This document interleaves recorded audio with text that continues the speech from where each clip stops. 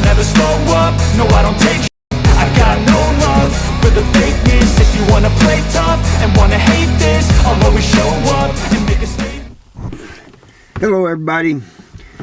I get asked sometimes about other prison YouTubers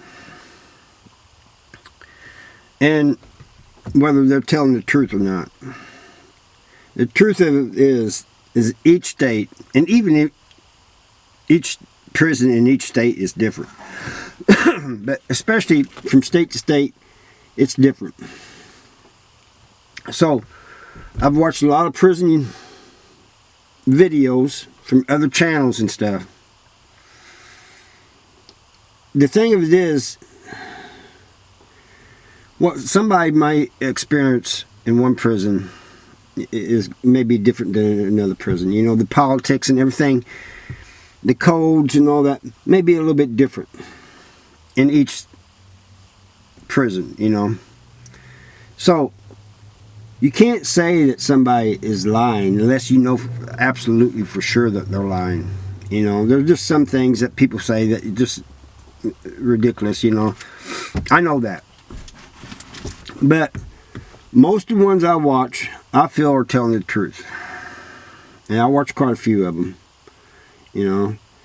And you kind of pick up with, yes, maybe once in a while somebody will exaggerate a story, you know, for entertainment or whatever, you know.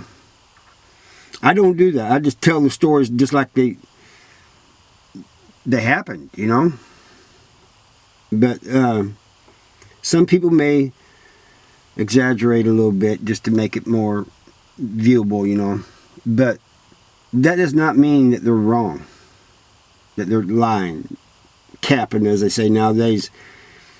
Because, and everybody has a story, you know, whether you've done 5, 10, 15, or 29 years like me. There's people that's done more than me. Banky Pound's done more than me.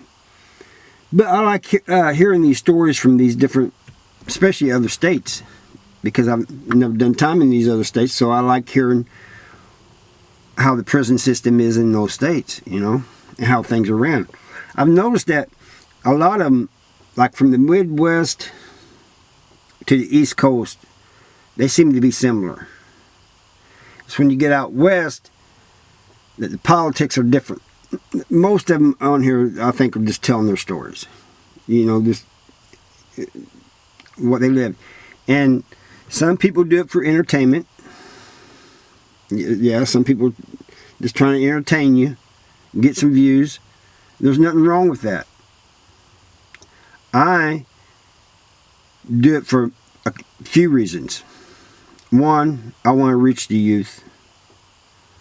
I want to try to keep them from going to prison. 2, it kind of gives families of those who are incarcerated an idea of what's going on in the prisons. And 3, to give hope for the ex-cons that are getting out. And the 4th one, I didn't realize was going to happen. But I'm glad it did. The 4th reason I do this is because as I started doing these videos, I found that it was therapeutic. And so, telling these videos is not just me trying to help other people, educate other people. It's helping me. You know. So, these people telling these stories, you know, just listen to them, man. If you enjoy prison content, just listen to them. You know, and try to get something out of it. You know, many of them are trying to keep people from going back to prison. We've been there. We've done that. It's a dog howling somewhere. For those who are wanting to start a channel, you know, everybody has a story. So for those who want to start a prison channel, just grab and not just a prison channel, just any channel. If you just want to start, everybody, not just prisoners, everybody has a story. Just grab your phone. If you don't have to have a lot of fancy equipment. I started out with a phone you know. And then I think I used like a tablet for a while. But now I use camera and phone. I use them all, you know. But just grab a phone and start recording. Just record something that's interesting to you. You know. Tell a story that you think's interesting, that people might like to hear, you know. And you'll find, I think you'll find, just like I did, that these videos, making these videos will help you out too. You know, even somebody who's never been in the prison community, they want to start doing videos. I think you'll find that not only are they fun sometimes, and you can do something that's funny or whatever, or something that's fun and interesting to you, but you'll find that it helps you. At least it does me, and I've had others say the same thing. But just start recording and upload it to YouTube. You know? Worry about all the editing and stuff later as you go along. They got editing apps that you can download, you know, so that you can edit your videos, you know. CapCut, InShot, Filmora, you know. And even YouTube itself has their own editing thing. It's called YouTube Create. But I think it's interesting watching these other channels in other states. And somebody else asked me, says, why come how come they all seem to, a lot of them seem to be in Virginia? There are a lot of them in Virginia. You got Lockdown 23-1. You got After Prison Show. You got Jay Williams. You got New Life with Woody. You got Lance. There may be others, you know. I've found that there's some in Missouri that I didn't even know about. I just found that out recently. I'm talking about prison YouTubers. That some of them, you know, they ain't got very many subscribers or something. I guess that's why I didn't see them. But I always try to support them. You know, channels I like, I always try to support, even if they're not a prison channel. You know, I'll go over and make a comment, hit a like or something. People, that helps the channel. You hitting that like, making a comment. If you want to help your channel out, your favorite channel out, hit the like on there, share, comment. But the commenting, I think, really does help a lot. And, you know, just do anything you can to support the YouTube channels that you like, you know.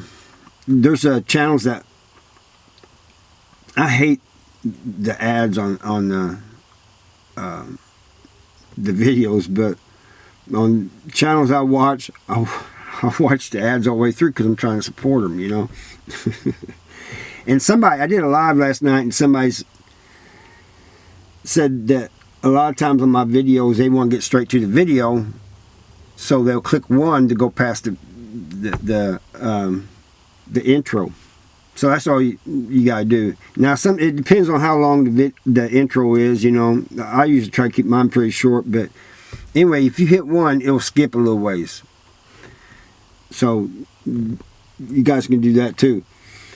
But these prison channels, do I think there may be some that are not telling the truth? They probably are. You know, there's probably some that, but I've never seen any that I know of, you know.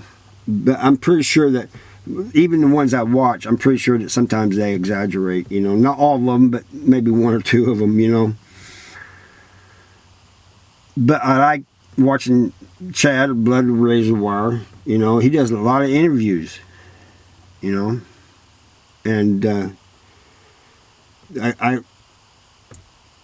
you know, you have to assume that, well, you can pretty well tell a lot of times, but he has, the people he talks to in interviews, they're pretty much all telling the truth. I think there was one time I watched one and I said, I don't know about this, you know. But then again, I don't know, because most of the ones he interviews has done federal time. I've never done any federal time, so I can't say, like, man, he's full of it, you know? No, I can't say that. And somebody says, well, what do you think about, well, like Wes Watson?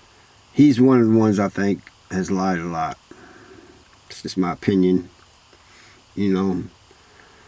And from listening to other prison YouTubers and stuff who have done time out there where he said he's done time, I'm pretty sure he's lying now, you know. But he got out and started doing this motivational thing. There's nothing wrong with doing motivational things, but man, you know, I kind of don't like the idea that he's cussing the people that pays him to motivate them, you know, cusses them out, calls them all kinds of names, and tells them this and that. But hey, you know, each to their own, I guess. You know, if somebody wants to put up with that, that's on them, you know. And there's been some prison channels that's changed their names, you know, and they do other things now, you know, and there's nothing wrong with that, you know. And somebody says, asked me one time, says, what are you going to do when you run out of stories? Well, first of all, I was in prison 29 years. I got plenty of stories. My problem is trying to remember the time and place that they happened. I get prisons mixed up sometimes. I got 29 years of prison stories, so I don't think I'm going to run out for a while. And even if I do, I'll just do something else. Or maybe even if I don't run out of stories and I just decide to do something else, I'll do something else, you know. It's like, I think it was Death from 23 and 1 that said this. He goes, man, you really can't. He goes, you can run out of stories of your own experiences, but prison content you cannot run out of, because it's everywhere. You can get news, make videos from news clips you've seen, you know, from documentaries, anything. So you really can't say that you'll run out, you know, if you don't want to. You know, yeah, you may run out of your own personal stories of your time in prison. That's eventually going to end, yes.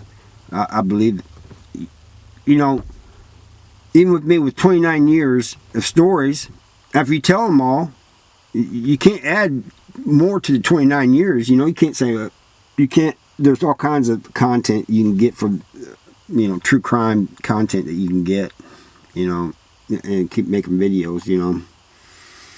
But for now, that's what I'm going to keep doing, you know.